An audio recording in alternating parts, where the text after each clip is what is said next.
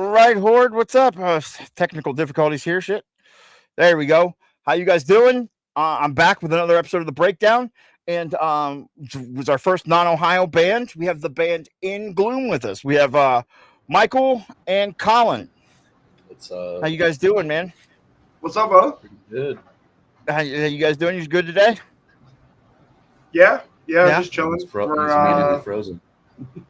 We're Yeah. hanging out. I didn't really do anything today this morning. I think I got gas, and I'm gonna go empty out the trailer and take it back to our lot. Yeah. Yeah. Just doing band stuff. Yeah. Do you guys have other jobs and stuff or whatever, or Not just currently. band life for you? What's that? Not currently. Okay. Me at least. He's getting a Yeah. job again, but he had to quit it to go on tour. So Hey, sometimes you got to do that. You're like, fuck it, I'm out. Yeah. Me, Eden, Colin, and Josh all quit our jobs right before going out in April. And Colin and Josh have been able to subsidize that a little bit by like doing like DoorDash and other stuff. But I gotta get back and pay big boy bills. So back to the ball crushing factory I go.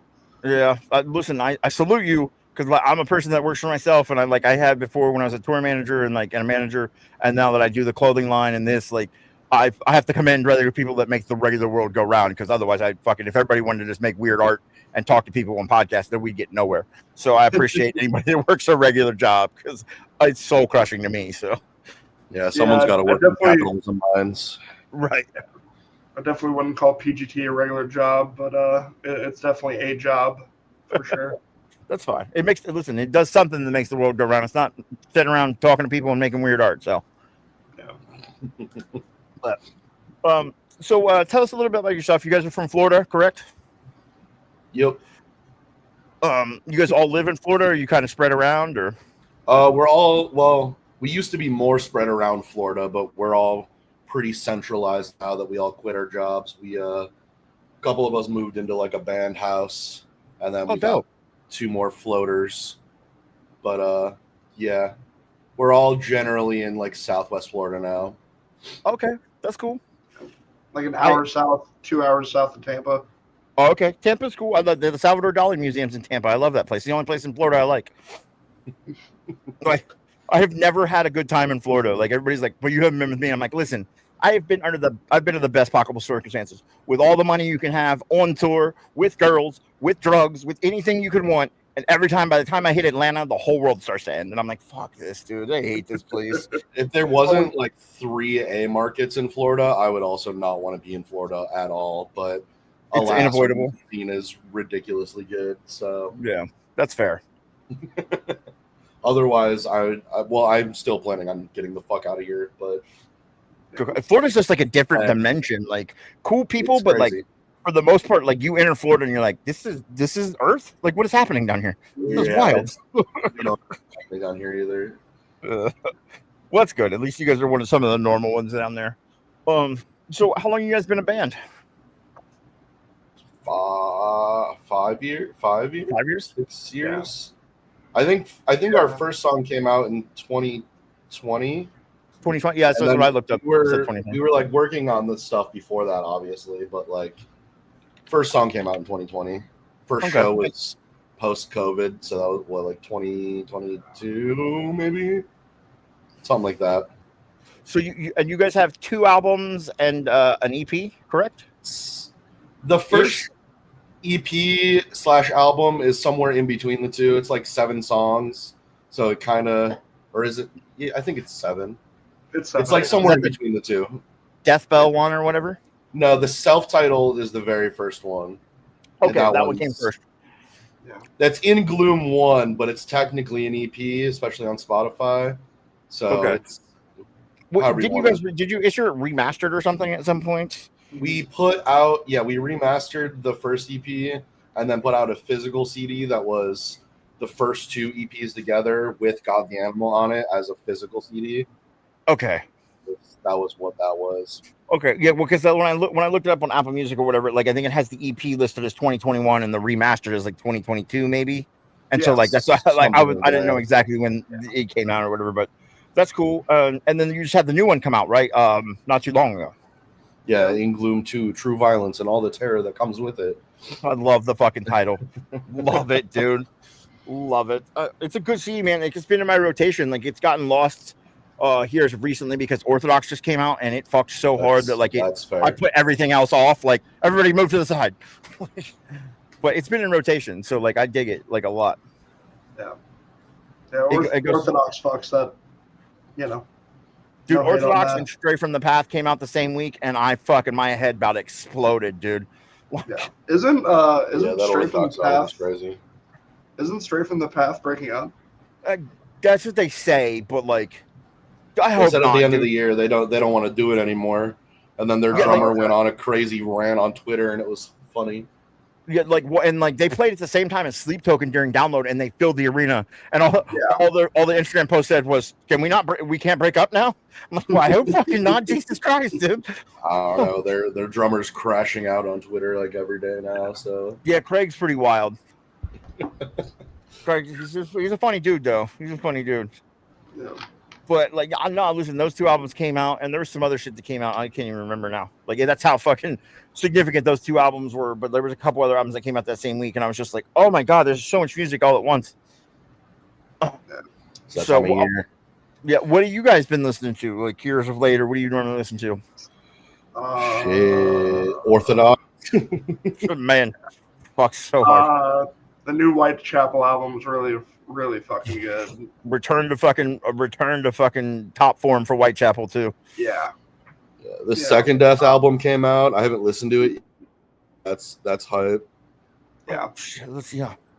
Second Death. Kanashi. Funny enough, we were in Chicago, playing a show the day after they played Chicago. So we got to go see them play an acoustic set.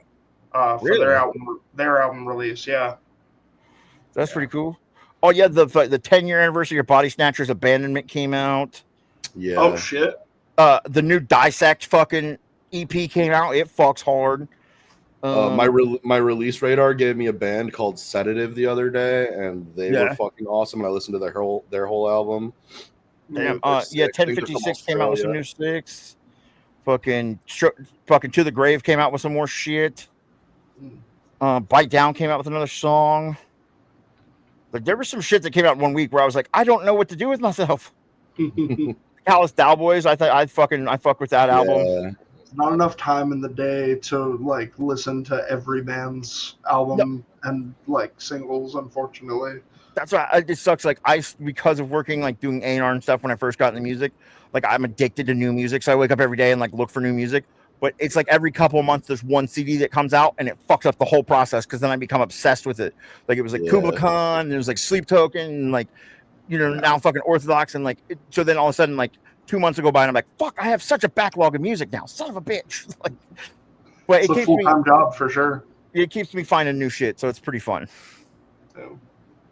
Yeah. What are some of you guys' influence? Same shit? Because I know there's a big like disparity. You have some musicians who are like, I don't really listen to deathcore and metalcore because I don't want to like take from other bands, and then there's other bands like Boundaries and shit where like we listen to everything, we take from fucking everything. Like I love this shit.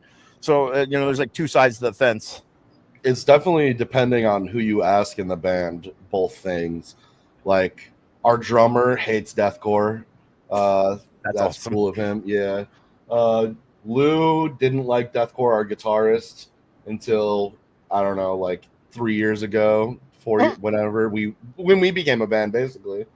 Right. Me and Mike obviously are very deathcore fans, big deathcore fans. Russ is a hardcore bassist, is a hardcore guy. Our second guitarist is a big math rock kid. Metalcore. Dude, listen, there's a band called Soulkeeper from Minnesota that's like a mathcore band. I'm obsessed with them, dude. Like their fucking album Holy Design is like, I'll fight somebody over that album. It's so good. Like I've heard of Soulkeeper. They're dope. Dude, like that album Holy Design from start to finish is like so perfect. I can't explain it. Like it's one of like my top 5 favorite CDs ever. Well, we were talking a little bit before we started this, and I told you like kind of some of my early influences. Like I listen to a lot of shit. But like as far as like influences for this specifically, I'd say top 3 would be like Black Tongue, Acacia Strain, and I'm wearing a Acacia Strain hoodie right now. Those are my boys. I have the cover for I'd just say tattooed on my fucking neck.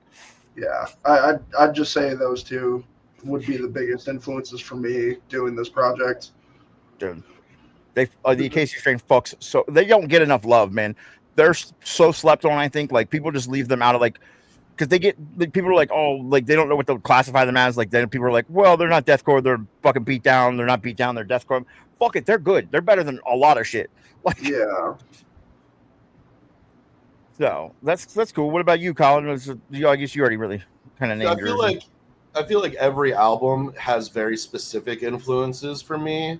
So like the very first EP would have been like Falsifier, Black Tongue, like down tempo, very down tempo type shit. And then I was listening to like a lot of Spite during like Death Bell. And then for like God the Animal, surprisingly, I would say it's very Kublai Khan inspired, even though it's not. It doesn't sound like it. I was listening to like a lot of Kublai Khan. Who isn't? Fucking, they're so good. In general, Kublai Khan is kind of like big influence. I like their like the way they do like the way they write breakdowns is very interesting in a way that not a lot of people are. Yeah, it's like super simple. It's the simplest possible elements, but done to such a perfection, like such a perfect level. It's like, god damn, how are you guys doing nothing but still doing something really well? Yeah, it's like caveman riff, like 0 IQ, and then they add in like 1 billion IQ like idea in the middle of the 0 IQ breakdown, and it like it's just makes it perfect. Yeah, they're fucking man. That album that album was one of the ones that really disrupted my musical thing. It came out September 20th, and I got my Apple Music recap at the end of November. It said I'd listened to it 98 times, like in 2 months. I was like, crazy. I'm like, well, I got to get a fucking something else to listen to. Holy shit! God damn. I was wildly obsessed with that.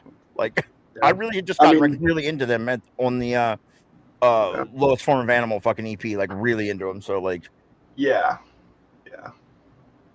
No, I remember watching Kublai Khan for the first time in like 2014, opening up for Thy Art Is Murder, and he still had the 2 braids in the back. 2 braids. Matt Honeycutt was fucking top tier. Yeah, and he was a little bit smaller. Like he wasn't as jacked as he is now. Yeah. But it was just tough. Just fucking tough. His voice, like, he's got like a command with his voice that like, and when you hear him talking shit, he's not really like that. He's just a very like kind of goofy kind of guy. But man, he gets up there and can fucking put it on you right now. Yeah.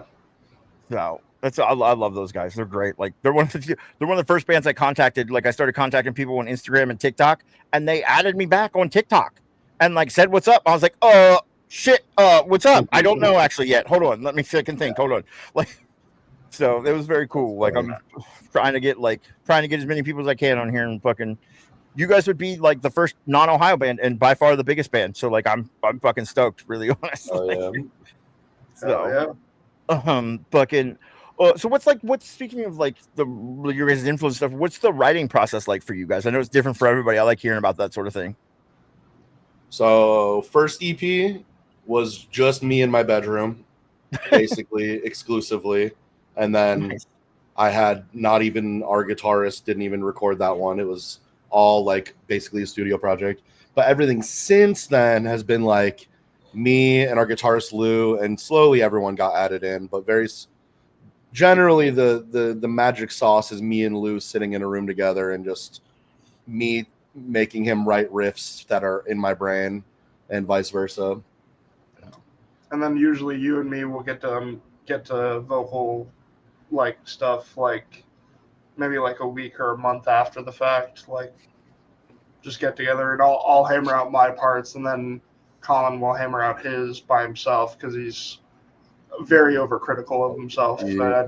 I think every musician is. Myself, I know exactly how I want it to sound, and I know I can make it sound like that. I just got to get it to sound like that. Yeah, That's always the problem. I think it's easier. It's easier for you to do it when you're by yourself. At least for sure. From what I've gathered from our 5 years together.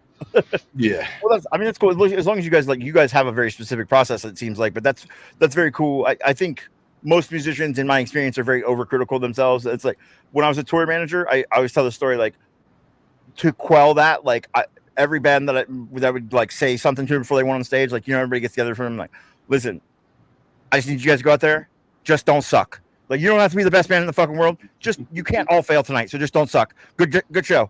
And like, it just made people like, that's kind of weird. And I'm like, it's not though, because there's inevitably going to be like a guitar player that goes out there and misses like 3 notes and a really hard part and thinks he failed the world.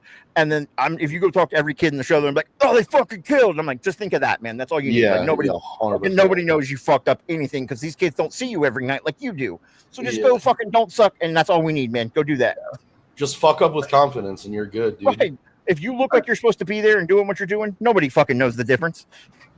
I feel like Josh, our drummer, is like the most overcritical of our live performance. Drummers are a lot like that. You'll talk to him after the fact, and like he'll be like, "Dude, I fucking bombed," and I'm like, "Dude, like, you missed up like one part, like, and nobody noticed." And he's like, "Nah, dude, like, it was bad." No, Josh, I cannot hear you. Like, oh, is Josh here? Fucking hold on. Shit. I think our drummer's like in the chat. I see it. There he is. Hey. Okay, I didn't see him popped up. It's a different line. Hey, how you doing, Josh? Hey, pretty good. Hi. Yeah. I was just talking about you. No, I know. I've been in here since like 6:02, I think. I just thought everyone was like ignoring me. Sorry, there's like it's only got 3 people on the level for the thing. I didn't see your little thing pop up. I had to scroll down. Sorry about that. Like, all good. Well, you fucking kind of know what we've been talking about the whole time. So like, yeah, we've been talking shit. Yeah.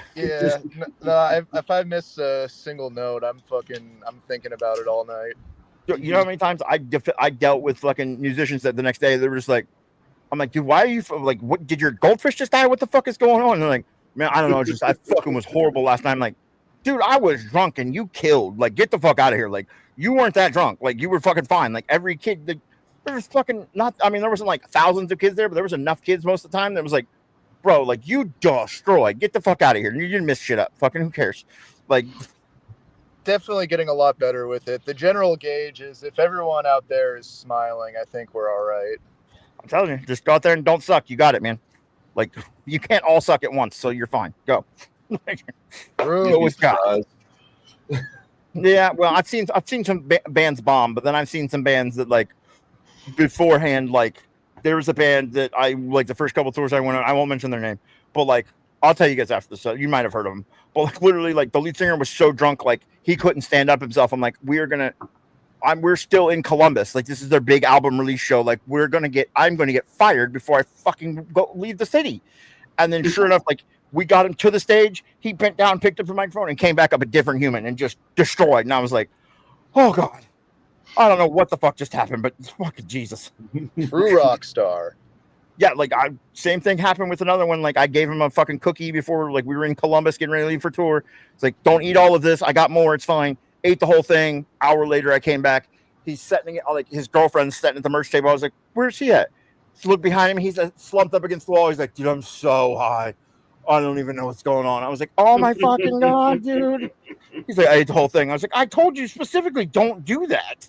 He's like, he was so good. That's definitely me with anything weed related. Some people can't function without being just really high and when I'm playing. I'm like, well, fuck it. Yeah. Do what you do.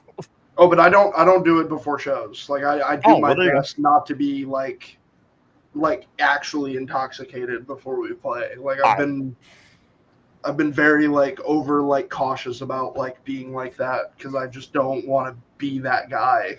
Like there's super like high and overcritical on me to just like not have my shit together. Like, you know, I just will not. Do you guys use in-ear monitors or anything? We do. You do? That's what I'm saying. Like I saw one time just recently somebody, like some big drummer, his in-ear monitor went out and the wedge wasn't working next to him. And so like the fucking drum tech's like literally tapping the fucking thing on his leg while he's drumming. I'm just like, God, oh if my only god, we had dude, a drum tech to do that, because that shit, we blew up our fucking in-ear setup, or Josh's specific in-ear setup at like some shitty dive bar in Augusta, and it fucking fried the whole thing. And then the next like 3 shows, we were trying to figure out what was wrong with it, and his shit kept going out. He kept looking at me with panic in his eyes. like I don't know the rhythm. Shit. I definitely gave Ose a bunch of shit for that. Don't worry. Good. Dark times. Man, that's rough, dude. That's a tour manager's nightmare too. Like looking around, like not being able to know what's going on. Like, what's wrong? What's wrong? Oh shit, somebody can't hear something. Fuck, we're screwed. Yeah, we also played Lurking Class Skate Shop, and the venue owner, I think his name's Brian, right? Yeah, Brian Whipple. Yeah, Brian Whipple. He was like a fan, and I like gassed him up. I was like, no one's ever done our bass drops right, and he's like, bet. And then he blew the fucking breaker 3 times, and the breaker that the sub was on was also the breaker that Josh was on, and so every time the bass drops would break the power, it would turn off Josh's ears too. So it was a good night. Actual nightmare fuel for drummers. Yeah. Well, it didn't matter because the bass drops were so loud you couldn't hear anything else, so it was fine. It just destroyed everybody else's ears. They're like, I can't hear anything. What's happening? No one was paying attention to the drums. That was definitely less egregious. That night, I managed to keep on time with everybody through the ears going out somehow. But Augusta was a bit of a different story. That was a bit of a different story. At least it was like a shitty dive bar, not like a fucking giant venue with 1,000 kids there or some shit. Like, fuck. Well, 2 days later, when the shit was still broken, it was like a 200 sellout show. So that was unfortunate. We did it though. We made it happen. Fuck yeah. That's all you got to do. You just got to get to the end. Fuck it. We only restarted one of our songs 3 times. It was fine. It was no big deal. Nobody even noticed, I'm sure. Yeah. No, definitely not. I love horror stories. I have a bunch of horror stories, like different stories. Like fucking, I just love hearing other people's, because it's just like most people don't realize how much of a nightmare that is, especially for like logistically for like the band or tour manager and shit, or like if you get a sound guy, you're just like, oh my god, the world is ending right now and we can't stop the show. Fuck. Oh man, good times. Good times. It's particularly egregious too because all of our songs are really, really like track heavy. So it's not like, okay, I can just sort of follow everyone else. Like once you're off with the fucking tracks, you're off with the subs. Everything is just like a logistic nightmare. People were like, why was there a bass drop right there on like 3 and? What the hell? Well, sometimes we do that on purpose, but well, okay, but like I'm sure, like once you're off, kind of it does not necessarily fit in. Tell, yeah, you can tell when it's wrong. Yeah, for sure. Well, since you guys use tracks, I know there's a big thing about people like, oh, I don't use any tracks. You know what I'm saying? Like there's certain bands that are like, oh, fucking use tracks, you're a pussy. Like, I mean, like, dude, like I think it adds to like, if it makes you sound like, as long as you're not using complete backing tracks for everybody, you know what I'm saying? Like I think that's different than like if you're just using like, you know, drops and fucking, you know, like the beginning of songs and stuff or whatever. And you know what I'm saying? Like that sort of shit. And like, but like there's certain parts where like motherfuckers got one guitar player, or like when people are sick in Whitechapel and they have 17 guitars, like, well, you're going to have to fucking fill in somehow. Yeah. You got to get the audio out. I mean, it really just depends on what the vibe you're going for is. Like at the end of the day, as much as performing is like a visual medium, at the end of the day, it's an audio medium. So it's like, as long as I sound good up there, I don't give a fuck what these nerds think. For sure. Honestly. So it's like, whatever.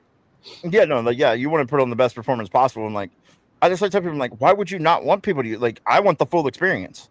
Like, I'm trying to have them motherfuckers sound the best they can. Like, I'm not trying to go watch somebody and have them suck. That seems crazy. Yeah. So, we definitely can play without tracks as long as Josh is the click, but it's like, it's no, not, we fucking can't.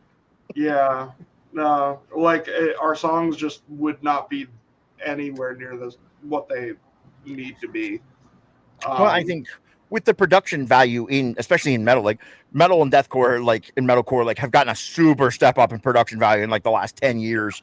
And so it's like, now it's like, well, yeah, like other motherfuckers like Metallica and shit have been playing with tracks for fucking 30 years. What are you talking about? Like, yeah. Well, plus because us especially, we have a lot of electronic elements in our songs, and I even think like more so into this last album, more than we had in previous releases. Yeah, we straight up couldn't play any of the new shit without tracks. Maybe like the first EP, and then like the leads would be gone, maybe depending on how many guitarists we have that day, because we don't always have both of them. So, but the new album, just absolutely not.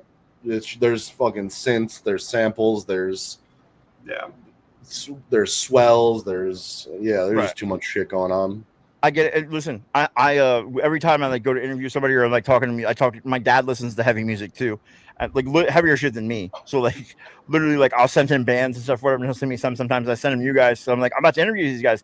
He's like, they're great, but tell them that electronic shit can go, just more drum fills and like screaming. So I was like, all right, I'll pass it along, man. Like he did the same thing the first time he heard Phil Bozeman sing. He said, listen, tell that man nobody wants that shit. I know you know those people.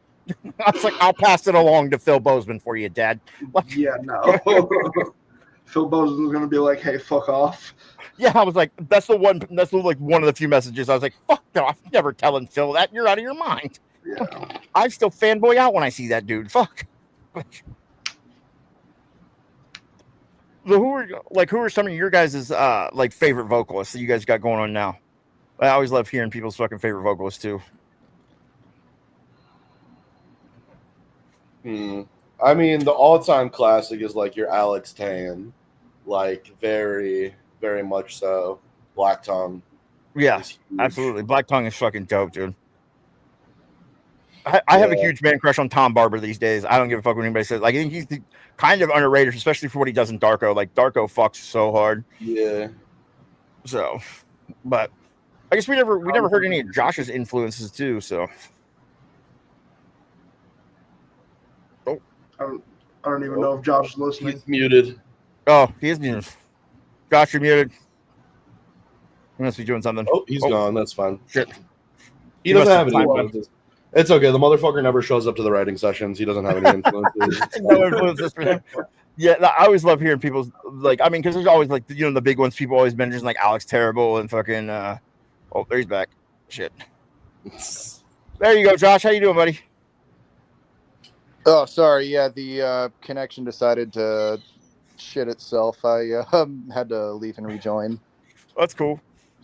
No, we were asking. I was asking somebody. You missed the influences conversation. Oh yes, the influences. So, as they mentioned, I'm not like a giant deathcore fan. So I've heard that. Yeah. As far as like playing is concerned, like the actual performance that I give. Probably I could solely I would solely hold Steven from Traders responsible. I've never seen anybody hit their drum kit as hard as that guy does. He fucking throws. So that kind of changed like my brain chemistry a little bit because I was watching him. I was like, this is so badass. I think this is like kind of what I need to do. So as far as with context of this band is concerned, because I don't do a whole lot of the writing, it's more so just the performing. I would say that's basically the sole influence, and it all essentially boils down to just hit as hard as humanly possible. And these guys can tell you for sure. Yeah. Right on. Unfortunately, the stick budget is large. That's funny. Hey, listen, if you're not breaking any sticks, are you even playing drums? That's all I'm saying. No, he's breaking a lot of sticks, and he's definitely playing drums. So definitely playing some drums. Huh? Definitely playing drums.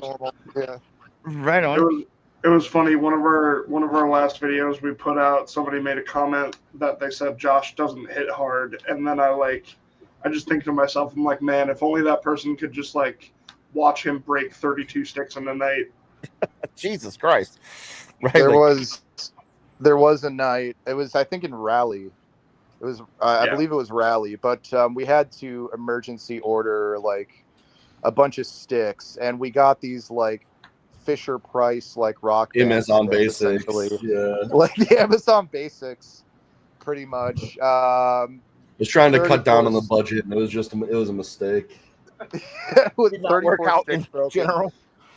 And then after the set, it was really funny because every single person had like 3 or 4 like broken sticks kind of just hanging out of their pockets. Just picking up broken sticks here and there. Like, I think you literally broke, what, 32 or 34 of them? It was 34. That number is going to be written on the back of my eyeballs forever. Mother of God. That's a lot of sticks, man. Like, Yeah, it was fucked up. Those things were also drumline like, and shit. you held them and they were like, they felt like they were hollow on the inside. They were definitely like dog shit sticks for sure. Right. Yeah, I used to march like indoor drumline and shit. I couldn't imagine anybody breaking, even the entire drumline breaking 34 sticks. We'd all been fucking in so much trouble. Don't worry, he breaks the bigger sticks too, just slightly less fast. Right. We had one of our like music store drummer friends bought him a pair of oak sticks, and they were like, guaranteed, these sticks will tell you when you're hitting too hard. They'll hurt. There's no way they're gonna break. I've never seen a pair of these break that fast. And the next day at the show, he broke them in the first 2 minutes of the set. Oh, Jesus Christ. And It was like the third song. Yeah, I was on the third song. You need some like Vic Firth, like the big fucking just thick like marching ones that are just retarded. Yeah, unfortunately, then instead of the sticks breaking, all the fucking cymbals and heads will just break. So that's it's true. Like a delicate balancing act. We need to figure out where the break point needs to be, and unfortunately, the sticks are the cheapest spot. It's just, if only we could just mitigate it just slightly. If we could just tone it down slightly, we'd be in just there. a little bit. Yeah, that overhead's like, somebody's not getting per diem tonight. Sorry, guys, we need stick money. It's kind of, yeah, how it is. Okay. That's rough. Sorry, Josh, you can't eat. We had to buy you fucking 40 more sticks tonight. Right, like you're eating from the dollar menu tonight. Have a good night, sir. These are the consequences of my actions. Right. Better go sit in the corner and not eat and think about what you've done. God damn it. In my head, the way I justify it is everyone out there watching thinks it's real cool. At least one or two people every single show will make a comment about it. So it's like okay, dude, that's fucking gangster. All right, yeah, if they like it, then I guess it. I mean, if the fans justifies it, right? If the fans are still approving, you're like, I don't see a problem. They're the ones paying for the tickets. Man. It's fine. That's cool. You can blame Steven from Traders for altering my brain chemistry. If I ever meet those guys, I will be sure to fucking pass that along. Like, let me tell you, sir, you're fucking up a whole band's drum process. He's not in Traders anymore, Josh. He's in Head P. Yeah, he's in fucking. I would interview Head P in a second.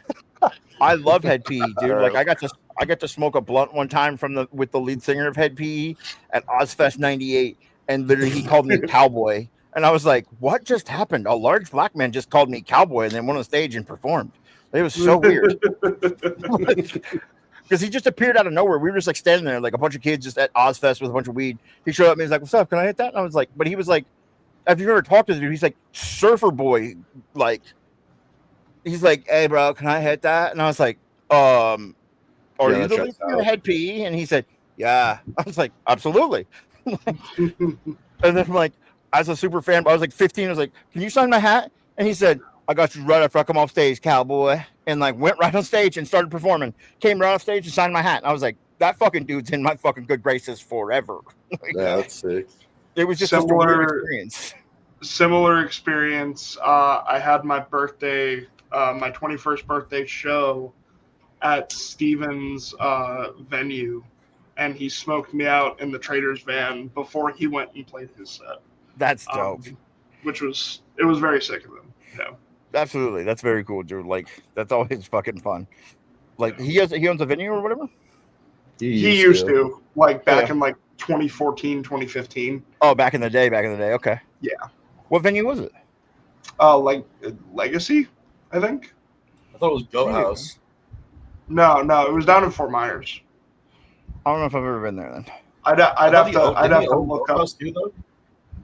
No, he didn't own it. No, he used to play it a lot. It was fuck was his name? He just died. Jack. Jack owned the Goat House. Gotcha.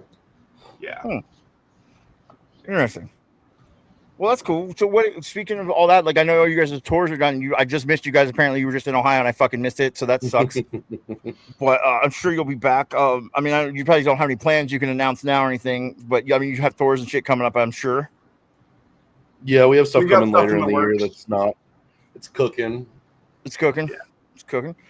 Right on. You guys got a bunch of merch and stuff came out with this new album, I think, or did you? Or? Yeah, we dropped a bunch of pre-order merch, and then we literally yesterday just posted all the tour leftovers. So I'm fucking on it, man. We got stuff live right now. I'm on it. I'm have to go. I have to convince you guys because I do a clothing line too. As part of like Curse Designs is my company. I'm a graphic designer as well, and so I do the graphic design and I do a clothing line. And the name of the podcast is Get Cursed, Stay Dead, and that was the tagline from the first drop of merch I did. And so I'm doing a second drop now called Dapper Degenerates. But like, if you ever want to do like, I just literally I took it upon myself not too long ago to do a bunch of designs for Filth, like a bunch of Gutter Gang designs, and just sent them to him. And like the guitar see me back, he was, these are fucking sick. We definitely want them. I was like, oh, this is a great day, dude. Like, because I was like, they could just be like, oh yeah, that's cool, man, thanks. Like, and they were super stoked about it. And I was like, that was worth all the hours upon hours of worth. I did like 5 or 6 Gutter Gang designs. And was like, I don't even know if they want these, but I fucking am definitely gonna share them with them. So hell yeah. You guys ever want to do an In Gloom thing? I'm fucking down, dude. I love fucking doing stuff with bands like that. It's fucking great. Yeah.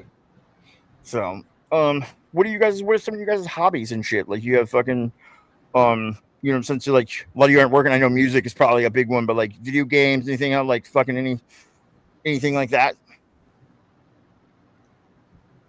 So I played the state of the hobby is kind of a wreck right now, but I was pretty big into the Pokemon TCG for a while. It was really, really cheap, and it's a really, really easy game to play. The community was half decent before all the scalpers started going crazy a little bit, but that was kind of the big thing. But I think we all really like play video games. Yeah. You guys have any fucking favorites? I play Magic the Gathering, so like I get the trading card game thing. That's fucking cool. My guy. Yeah. No, so I was really big into Yu-Gi-Oh! I just quit like a year and a half ago. And I picked up Magic, and now I'm obsessed with it. Big into Commander. Commander's my favorite. I fuck with Commander only, mainly. Me and Colin are big D&D buffs. Fuck with D&D. He got me into it like winter of like 2019, something like that. Like right before we started the band. Nice. One of those COVID activities. Like we got time to kill, bro.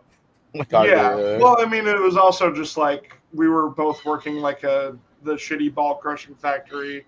And that was just something that he was like really cool, really into. And I was just like, yeah, I'll come hang out and drink some beers and talk in a weird, funny voice. Like, let's do it. Like, and I love it. I'm obsessed with dice now because of it. We're starting back up a game in the next like month or so. Fuck yeah. We're back for a little bit. We're off tour. Yeah. And then Colin and his girlfriend have been getting me into board games recently. Board games are fucking fun, dude. I like board games. Yeah, they got some good ones. We got this game in, I think it was Chicago that we got it, called Everdell. Absolutely addicted to that. I was actually going to send you a message to the group chat to see if you wanted to play a game later. That's awesome. Do we just so I do a live show every Wednesday where we do top 10 lists, and the last week we just did top 10 games. That was fun. That's one you got to check out for sure. And then Slay the Spire is probably my favorite game of all time in both video game and board game form. They have both, and it's so fucking sick. It's just like, I don't know. It's a dungeon crawling roguelike, which is a crazy thing to put into a board game. But listen, there's a game like that that was on my list of games that like nobody had ever heard of, called Key to the Kingdom. Oh, true. And like it's an old game, and like the board unfold, like you go through whirlpools, and like each time there's a bunch of these different monsters throughout the land, and like you go through like a board game, but like if you try to slay these monsters, and each one of them has a reward, and one reward is the key to the kingdom, and so you're trying to get the key to the kingdom and get back to the kingdom. And so when each time you get to a monster, it's got like a book, and then that's when you're doing like the D&D rolling thing. So it's like a little bit of D&D, but a little bit of board game. It was like me and my fucking uncle and cousin's favorite game growing up. And like I said it on the show, and everybody was like, "The fuck are you talking about?" And it's like, it's a kind of an old game, but it fucks really hard. So yeah, that's my shit. Yeah, a lot of the things on the list ended up being video games though, because I forgot. I thought it was top 10 video games, so I did a whole ass list and had to revise it like as during the show as we were doing it because it was just Nice. video games, and I was like, oh shit, What was it, number one? oh shit. For my video, I don't even fucking remember. I Elder Scrolls Online or what was it? I got Hold on. very addicted to ESO for a while.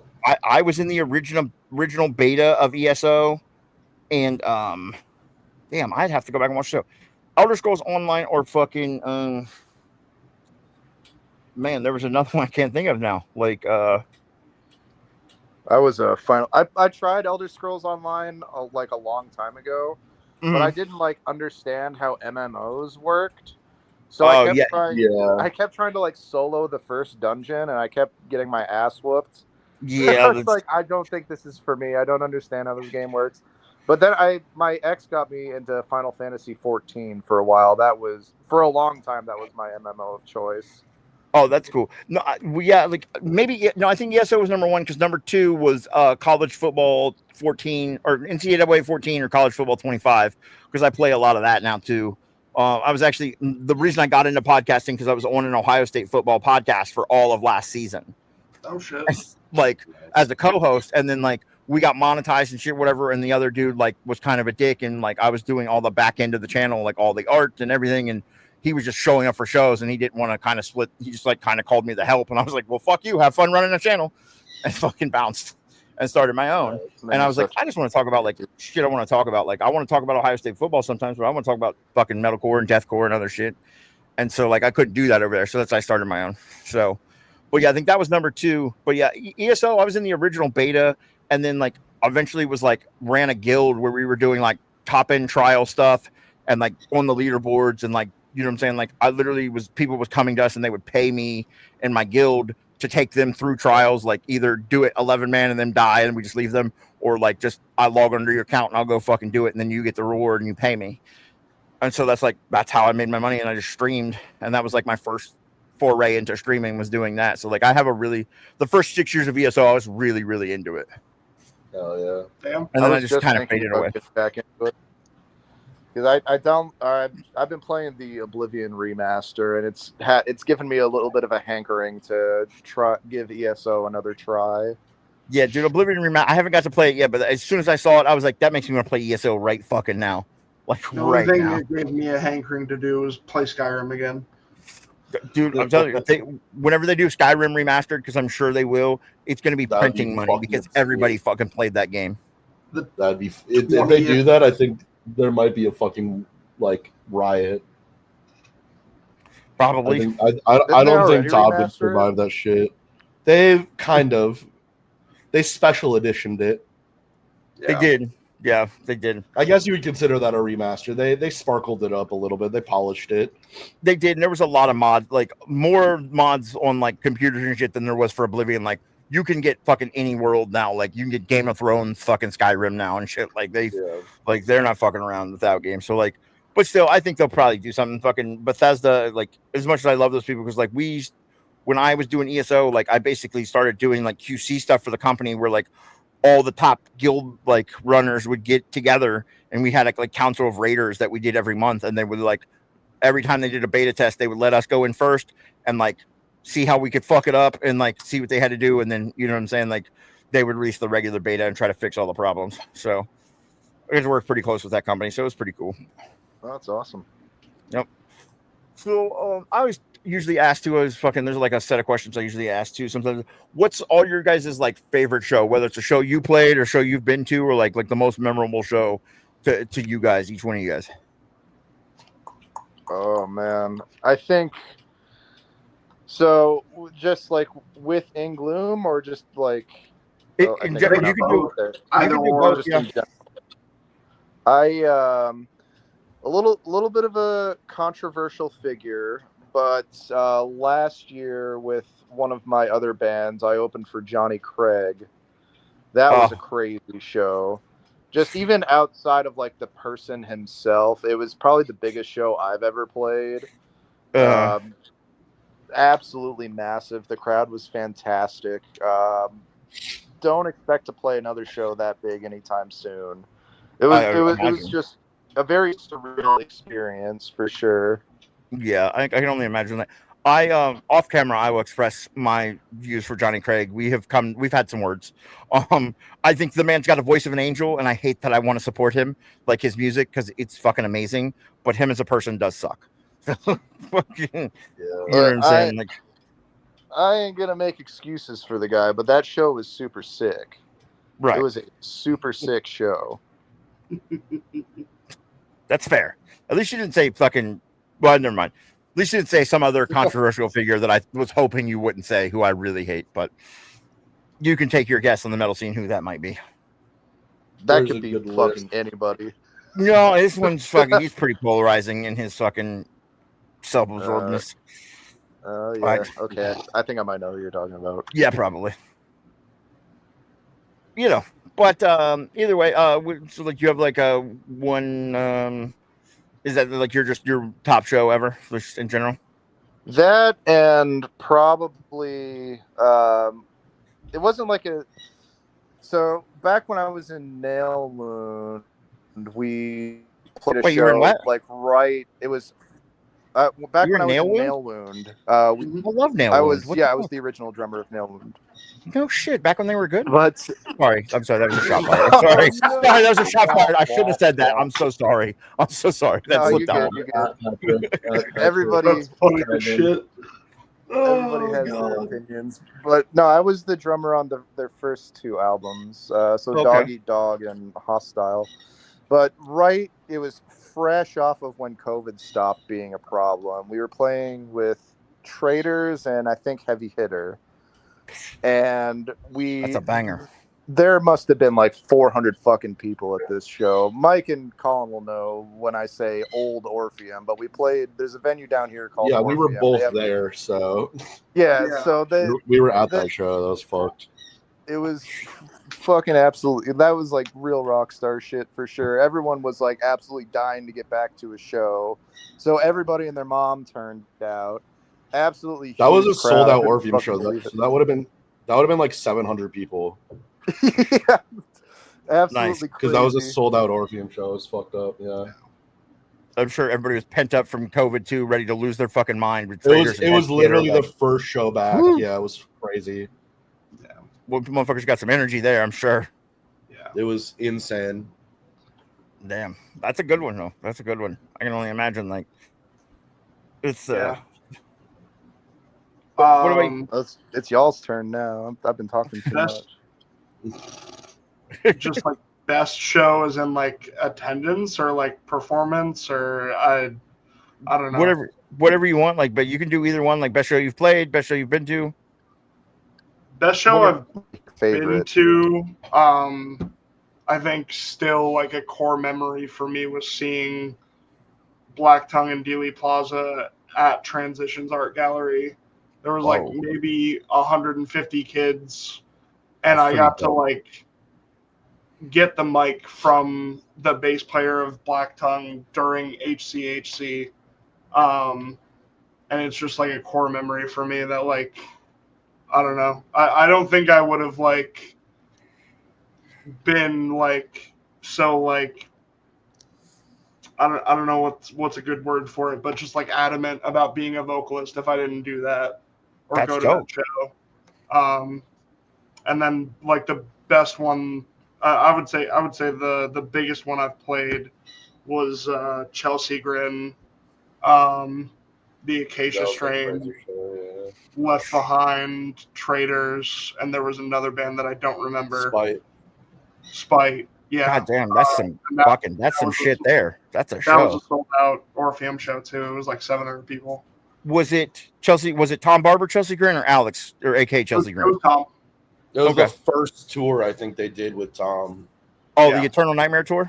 Yeah, I believe so. Yeah, I think so. Yeah. Still, that's some shit. Chelsea Grin and the Acacia Strain together, I would have came. Jesus. Yeah. Yeah, it was fucking crazy. There was like 100 people that couldn't get into the show. Oh, I can only imagine. Outside, just like pissed. Pissed off at the door, like, motherfucker, let me in. They were pissed off at the door and pissed off at us because like they didn't get their tickets in time, but for whatever reason, that was like our fault or Right. whatever. You guys were the lowest ranking band. They're like, it's your guys' fucking bitch ass fault. Jesus Christ. Yep. How dare you guys? I got that from like 5 different people. It was pretty good. That's wild. Yeah. So. Damn. All right. Well, shit. That's a fun one. Colin. Yeah. So we did a show at the Noise Box in the Hole in the Wall, which is a little like 100-ish cap venue. It's literally a room, and we did a slap fight before the show, like slap fight. Yeah, slap like like slap fight, like boxing, Yeah. like the memes, right? And we did that before show and shot a music video for our song "Hand of God," and that was probably my favorite thing I've ever done in my whole life. That was so stupid and funny. Fucking amazing. Yeah. I can't believe I forgot about that. Yeah, dude. Fuck. Yeah, that was probably one of a my good show. crowning achievements of actually being able to do that and turn it into a show. That was sick. Dude, speaking of music videos, like the first music video of your guys' I saw was for Gloomhammer. Yeah. And like I fucking was watching this and I was like, I fucking love these dudes already. I don't even care if they could have came out and played polka fucking music, and I'm here for this shit. This is fucking the most amazing video I've ever fucking seen. Like, what was the inspiration? Like, just fucking D&D shit. Like, what was that? Was the inspiration for that? Because it's like a wild fucking thing. I sent it to my dad, and he was like, "What is happening right now?" I was like, "I don't know, dude." Yeah, it's kind of a couple years ago. I also got like super obsessed with like shitty power metal, and I was like, "What if I made shitty power metal, but did it like lyrically made it power metal, but made it deathcore?" And that's kind of the inception of Gloomhammer. I also just like said the words Gloomhammer once, and I was like, "Well, that's a song." Yeah, no, like that's how I saw it come up, and I was like, "I'm here for that, whatever it is." That's how most of our songs are like created. Is I'll be like sitting there, and I'll think of like a dumb combination of words, and I'm like, "Well, that's going on the next thing." That sounds cool. Okay. Yeah. Or that's dumb, awesome. Or it's silly, or whatever. Because yeah, I vaguely remember you saying that. I don't remember when it was, but it was sometime when I was at your apartment. I remember specifically pitching you Hand of God in the lines of Halloween Horror Nights in like 2019 or something insane. Like, listen, I have this idea. Check it out. Okay, we're gonna go to the Noise Box. We're gonna do a slap fight. We're gonna film the slap fight, and the song's gonna be called Hand of God. Literally, the song wasn't even written yet. No instrumentals. I was like, this is the concept. Not one note on fucking paper. Nope. He has like an email draft of like song names. Yeah, I have like a list in my notes app. Yeah, of just like dumb shit. From. There are songs that are like just coming out now that I was told about when I. Oh, he's gone. Do we lose him again? I lost him again. Well, shit, that's fucking. That's. But like what he was saying, we have songs like that have been in the pipeline for like a hot second, years, like literal years. Yeah, that's fucking like awesome. Like Bubbles, which was the last single we wrote or we released for like the album cycle, was the first song we wrote for the album. And that was before all 5 of the singles released in 2022, because those were also supposed to be part of the album. And then the album took too long to come out. And then we separated those from the album. And it was supposed to be like a 13-song album, and it ended up being like a 10-song album. We wrote extra songs. It was just everything took forever. Everything took forever. It was a Veil of Maya type situation. Yeah. It always does. Yeah, it happens. Like, fucking, so what are like do you guys have like what's your best like horror story from tour? I love hearing these because like there's always some shit that goes wrong, and it goes fucking so super wrong that like I know it's horrible to hear about it now, but it's like as long as it's not like the ghost inside flipping a van, like we're fucking fine. Yeah, so I could probably speak for all of us on this one. Yeah. We played Ohio on our first run. It would be fucking Ohio. God damn it. Fucking Ohio, dude. And when I hit play on the backtracks, it hit play on our 25-minute set and our 30-minute set. So they started playing at the same time, but eventually those change. Like they're not So we got like through the first song and it was fine, and then the second song started, and we were hearing two of our songs play in our ears at the same time. We couldn't figure out what the fuck was happening. Like, what are these noises I'm hearing? Yeah, and it basically fucked up the whole set. We were already having a bad day from other things, so we literally like played the set. It was all fucked up, and then after the set we all just like separated and just like stared at different walls. We hid and just like crashed out. I can't. Just like it was bad. It was a really bad day. What fucking What do you remember? What city and venue it was in Ohio? It was the one that I told you about, the Foundry. Oh, the Foundry. Yeah. Man, that sucks because that's such a good venue. Like I hate and the band before us was so good. The band before us was so fucking good, and we were all talking. We're like, we can't follow that, and everyone's like, Josh was like, "Nah, we got this." And I was like, "We don't got this." And then we did not have it. We did not got it.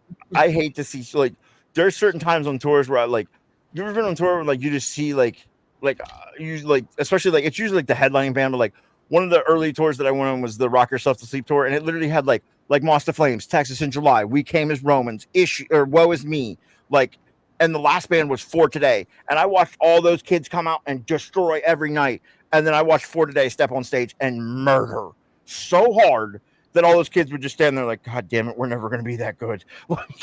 And it was so crazy because everybody's like, dude, that was amazing. I'm like, wait, like not even that Matty's a nice guy, but like wait till these dudes come out on fucking stage, and they would just come out and fucking the first breakdown would hit, and I'm like, this is what you got in store for. Yeah. Sometimes the bigotry lets you write cool breakdowns, unfortunately. That's generally how it works. The hatred allows you to fucking write cool breakdowns. Yeah, they have the hatred instilled in their brain, so they're really good at the deathcore thing. Right, yeah, absolutely. Yeah, the canceling aside and the bigotry aside, like it was wild to watch at the time. Like fucking these dudes just come out and like, because all those bands even when We Came as Romans was new, and you know what I'm saying, like Woe Is Me was still Woe Is Me, and it was just like all these kids would stand on the side of the stage and be like, oh yeah, I know, dude. Like they're really good at what they do, despite their views on anything. Yeah, it's crazy that he could get up there in the middle of the set and preach for like 5 minutes and then still crush after. That's right. Fucking, you gotta write some real good breakdowns for that to happen. Right. There's a few bands that I've like spent time with that were real preachy. Like one that I fucking will not name right here, but like me and the drummer used to have to like sneak off and smoke weed just so we could come back and be high to be lectured by the other two, or like the two of the lead singers. Yeah. Like, oh God, man. Okay, yeah, like yeah, we're high. Yes, we're high. Who cares, dude? Like, who gives a shit? We're not playing a church or whatever. Like, fuck. So, yeah, like that shit's crazy. Of course, it would be Ohio, that the worst fucking possible fucking thing. Yeah, that became the rest of the tour. We just like look at each other and be like, Ohio, fucking Ohio. It's always Ohio for some shit. Like wild shit does happen in Ohio, though. Fucking, I've seen some crazy shit. Like the worst shit, and also nothing. It's crazy. That's true. That is also true. That is also true. Fucking let me see. What is some of the other shit I like? Fucking man, I don't know. Like I'm trying to think. I mean, I can give you a rock star movie moment type story. Absolutely. I'd love crazy stories like that. Let's go. Okay, so the leg of the second tour, we started out in Massachusetts. On our way to the next show, the power steering like connector hose piece, whatever, just blows up. Oh, dude, driving with no power steering is the hardest. All the lines eject, and now not only does the power steering not work, but the brakes don't work. Yeah, they're connected. It's a hydro pump in the 2000 GMC Savannah. Colin and Josh are driving. I'm asleep. The rest of the guys are asleep. And this happens at like 5-6 in the morning, something like that. Oh god, it's like 4 a.m. So they call like a repair mechanic to come out and look at the thing. He said it's going to be like an all-day thing. He has to drive like an hour and a half to get really downplaying an hour and a half back. Steve the mechanic is the fucking joke. So we go. I stay with the van. They go and rent a U-Haul box truck we put all the gear in the van, and 3 of our members, and then 2 of our members drive the box truck to New Jersey from Massachusetts. Fun drive. To play the show. Sold out show, by the way. While So it's I'm not one of the ones there, you wanted to be like, we can't make it. Sorry. Yeah, but I sat at the van with Steve, just making sure he had what he needed, and just like to pay him when he's done. And they went and played the show, and came back. They're exhausted, but the van's fixed, quote unquote. We get to like The Home get Depot going where to the we're next show, and the belt breaks. The belt like shreds in the Oh engine. my god. So me and Russ are sitting there because Colin and the rest of them are like exhausted. They're sleeping, or at least trying to. So me and Russ are like trying to look up how to like put a belt on, and like we just don't have the right one. So I have to keep making trips to AutoZone to like get the right one, and I make like 3 trips. Jesus. We finally get it on there at like 2 p.m. The venue's like 7 hours away in Pennsylvania. Oof.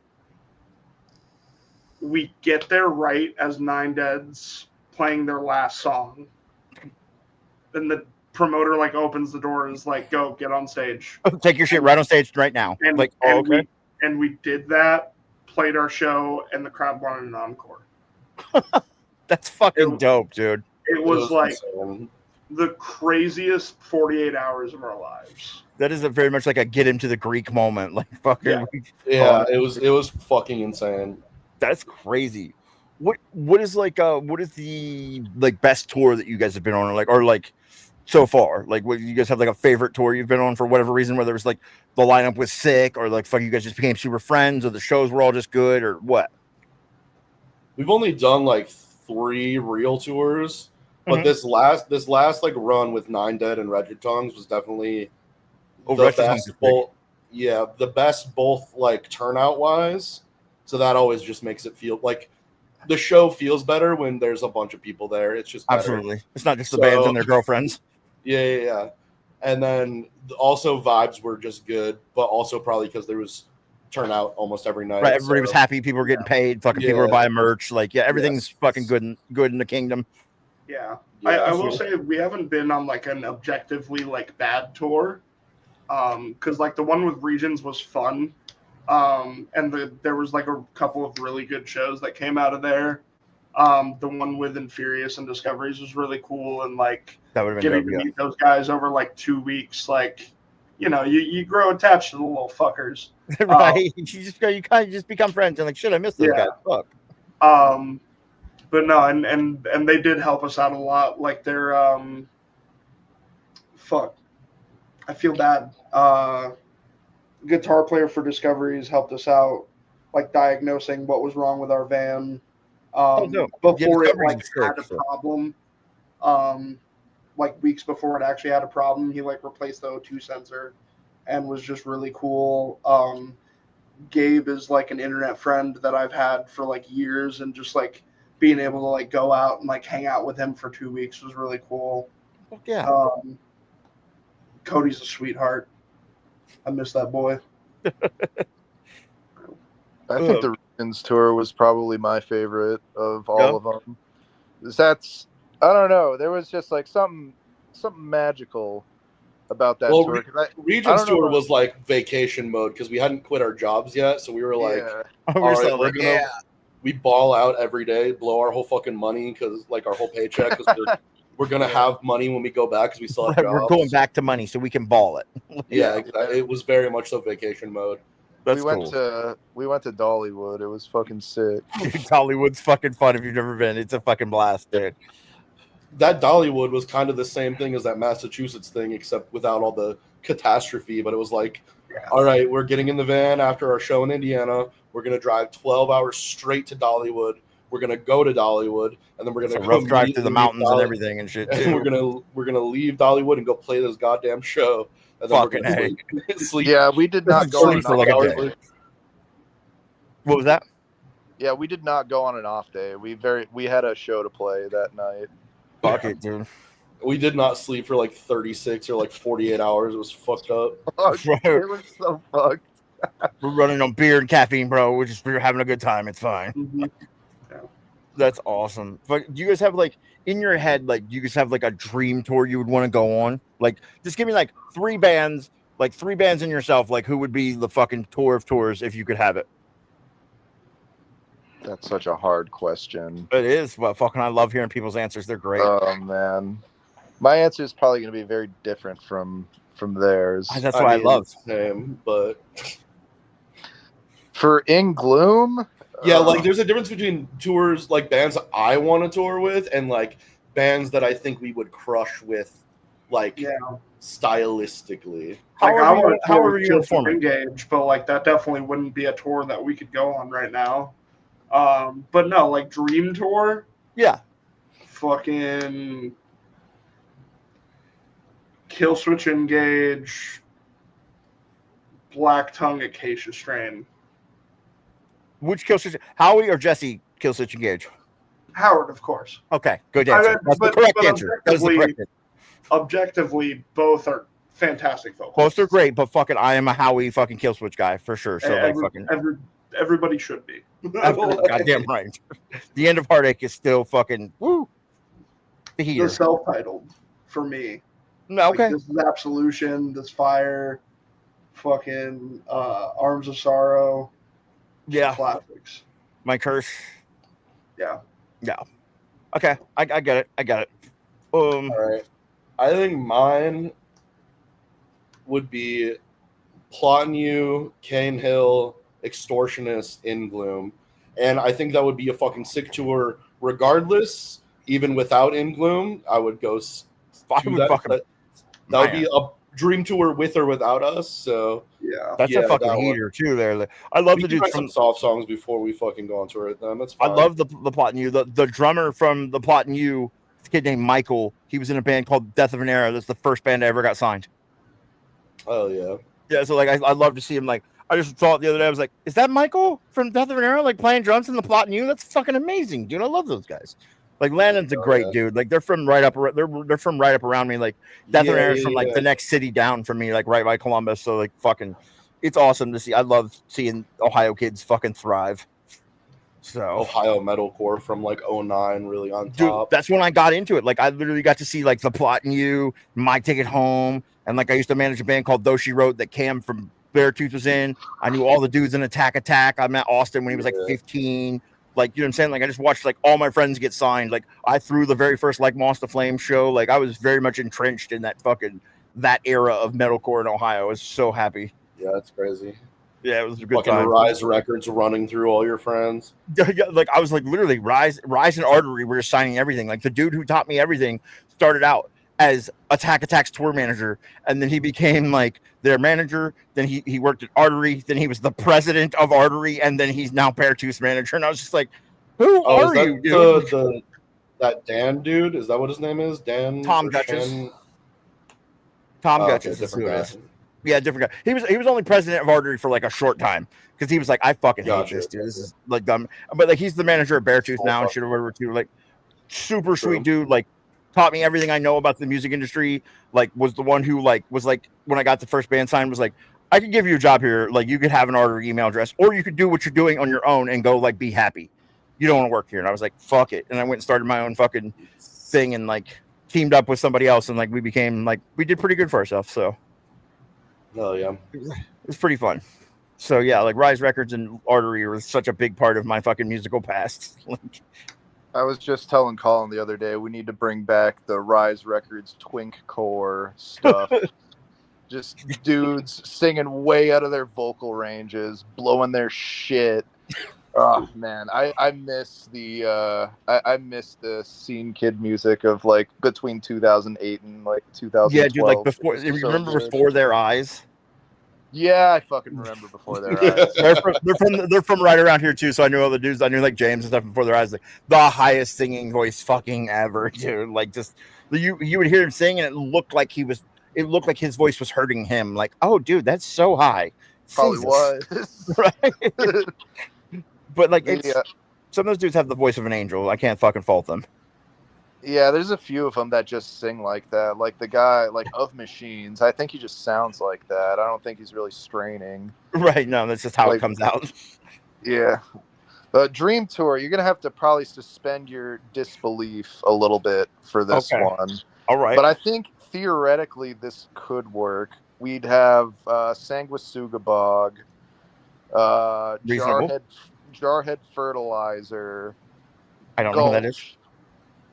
Gulch, even though they're not a band anymore, and Chat Pile. That's a crazy tour that we super dumped it on. I was gonna say, I'm not sure that's fucking your guys' wheelhouse, but fucking yeah, dude. It's all like heavy bands, so like, you know, Yeah. maybe in some kind of. But I think you might need to suspend your disbelief a little bit. We just have to turn off our backtracks, and I think we're good. Go super raw for it. Yeah, we'd have to turn off the backtracks and then throw like distortion on like the master bus, and then I think we'd probably be okay. Right. That's just like kind of the heavy music that I like. I'm here for it. I'm here for it. What? Okay, how about this? As another one I like to ask. Give me one band from like this, like the scene era from like 2008 to present, whatever type of like scene band, metalcore, hardcore, deathcore, fucking whatever core you want to add to it, that's broken up now that you would like to see get back. Like if you had one band you would pick to like, I want them to make more music. Who would it be? Third album, Attack. Well, they're doing that. No. You mean like original lineup? No, like Caleb Shomo, like essentially. No. Like the third album. The This Means War album. This Means War album. Like basically Beartooth tuned to drop G is what I want. Okay, I'm here for it. Probably for me, it'd have to like right off the top of my head. Of Machines, definitely. Oh no, fucking Broadway. Actually, Broadway. Yeah. That's a deeper cut. I like Broadway. Oh fuck yeah, definitely Broadway. All right. So the question is, bands you would want to like come back and play a show, or like if they just came back to make more music, to play a show, like whatever, like just if you could see them back together for any amount of time just to produce something new, who would it be? I feel like I don't even need to make my answer because fucking I've said the same answer for like 5 different questions. Huh?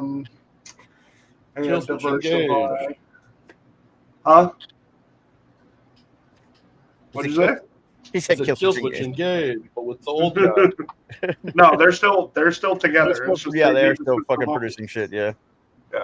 Band that's broken up. Oh, Adalia. Oh, that checks out. Oh yeah. That makes sense. Okay. Like, yeah, easily. Adalia would be fucking insane. They'd be so fucking big right now if they didn't break up. Yeah, I know. They would be, dude. They'd be fucking body snatcher level. They'd be bigger. Point. They'd be fucking selling out Madison Square Garden over Lorna Shore.